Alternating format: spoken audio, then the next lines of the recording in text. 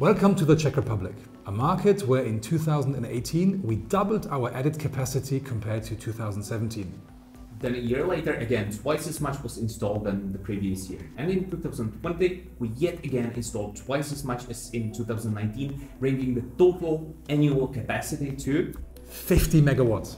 50 megawatts. Yes, you heard right, 50 megawatts. You see, the Czech Republic was one of the first European markets to witness a boom in solar energy. In 2009 and 2010, we installed 2,000 megawatts alone.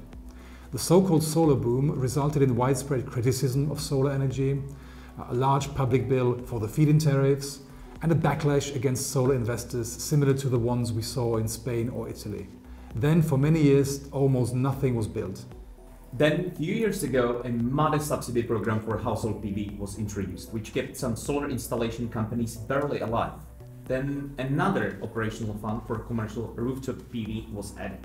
But still, we are very far from what we saw in 2009 and 2010. No large-scale or ground-mounted utility-scale PV of any kind was built in the Czech Republic for almost 10 years. This is because the Czech Republic can serve as a testing facility for what happens to an industry when the state completely ignores investor stability and predictability and rather introduces one retroactive measure after another. The answer, in case you cannot already guess, is that no sane PV investor wants to put a lot of money in solar energy other than maybe putting a few panels on his roof of his family home or his factory.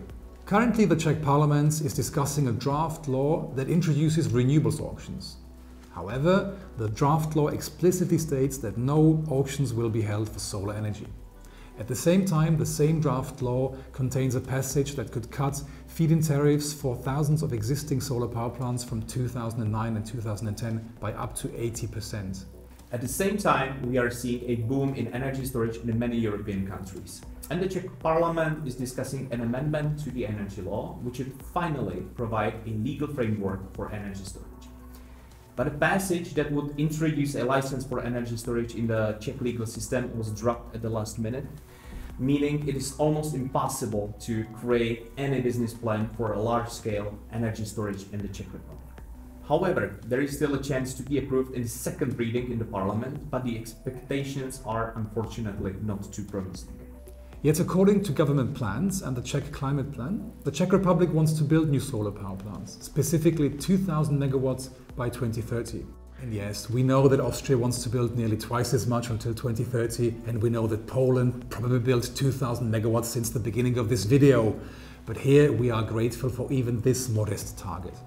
At the end of last year, the Ministry of Environment announced details for the upcoming modernization fund, which would draw billions of euro of subsidies for new large-scale solar PV. And while we are yet to see specific details and conditions, we are cautiously optimistic that even here we could see a renaissance of large-scale solar power plants, even together with the energy storage. And not only battery systems, but also green hydrogen production, electrolyzers, etc.